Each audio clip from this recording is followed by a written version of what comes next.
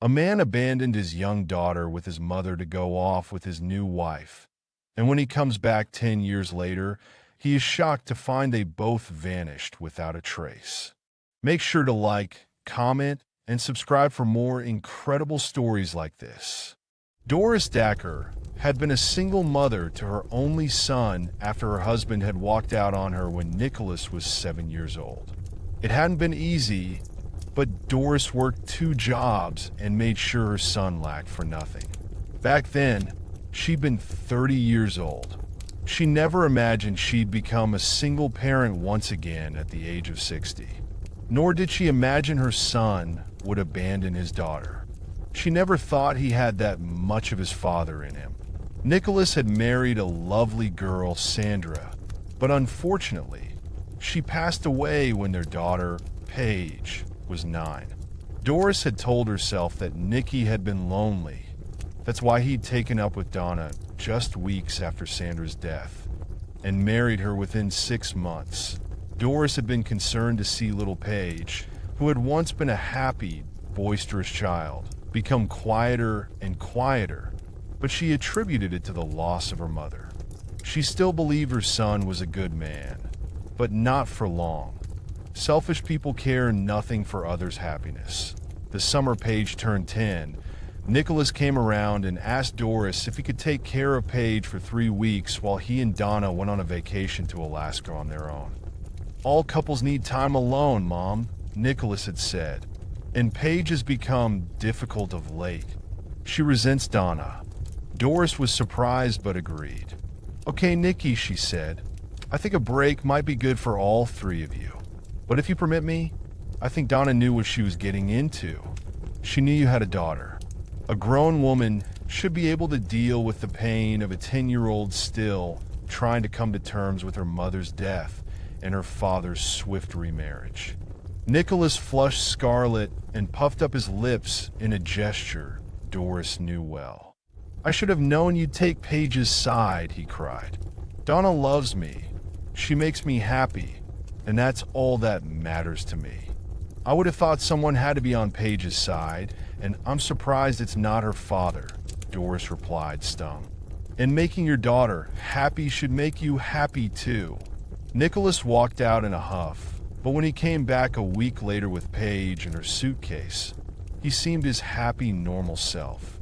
He kissed Paige goodbye affectionately and gave Doris a hug. "I'll be back on August 27th, Mom," he said and drove off with a cheery wave. Doris and Paige wouldn't see him again for over a decade. August 27th came and went, and Nicholas didn't show up. Doris phoned her son, but was stunned to discover his number had been disconnected. Nicholas hadn't called his daughter since he'd left, but he had occasionally replied to her text messages. Now it seemed he was gone. Doris discovered that the house Nicholas and Sandra had bought had been sold. He was gone that he'd abandoned his daughter with his aging mother without a word or any concern for her well-being. Doris sat down with Paige and told her, "Listen, we will manage, you and I. I don't want you to worry. I'll take care of you. I love you, Paige, and I know that your father will come to regret what he has done." Doris didn't know how right she was. 10 years later, Nicholas drove up to his mother's house. The house was there, but it looked abandoned and decrepit. The garden was overgrown, and the windows were shuttered. Nicholas knocked on his mother's neighbor's door. The woman was surprised to see him and was reluctant to give him his daughter's forwarding address. She eyed his shabby clothes and glanced at his rusty old car. "Paige married and Doris lives with her. I hope you don't expect the welcome that was given to the prodigal son," she said coldly. She was her grandmother's best friend. "After what you did to them, I'd expect the worst if I were you." Nicholas didn't even reply. He just turned his back and walked away. He wasn't worried. He knew how to handle his mother. When he arrived at the address, he was stunned. His daughter and his mother were apparently living in a huge, luxurious mansion. He walked up to the door and rang the bell. "I want to speak to Doris or Paige Dacker, please," he told the uniformed maid who opened the door. "You mean Mrs. Dacker of Mrs. Henderson, sir." The maid corrected him with a disdainful smile, and she led him into a huge, elegant sitting room that a few minutes later, Paige walked in. She stared at him in silence, but without any trace of surprise, and Nicholas knew that the meddling neighbor had called to warn them that he was coming.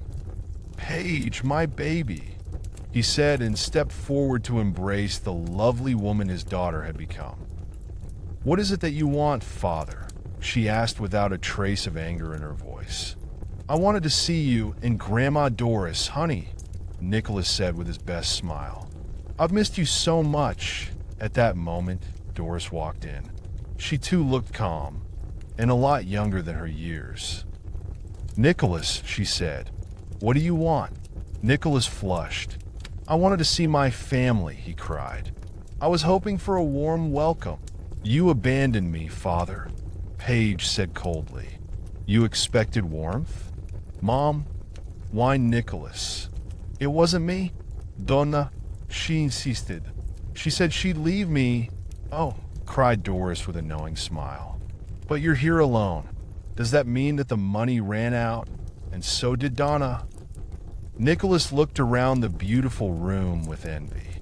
"You're certainly not short," he said bitterly. "I would have thought you could spare something.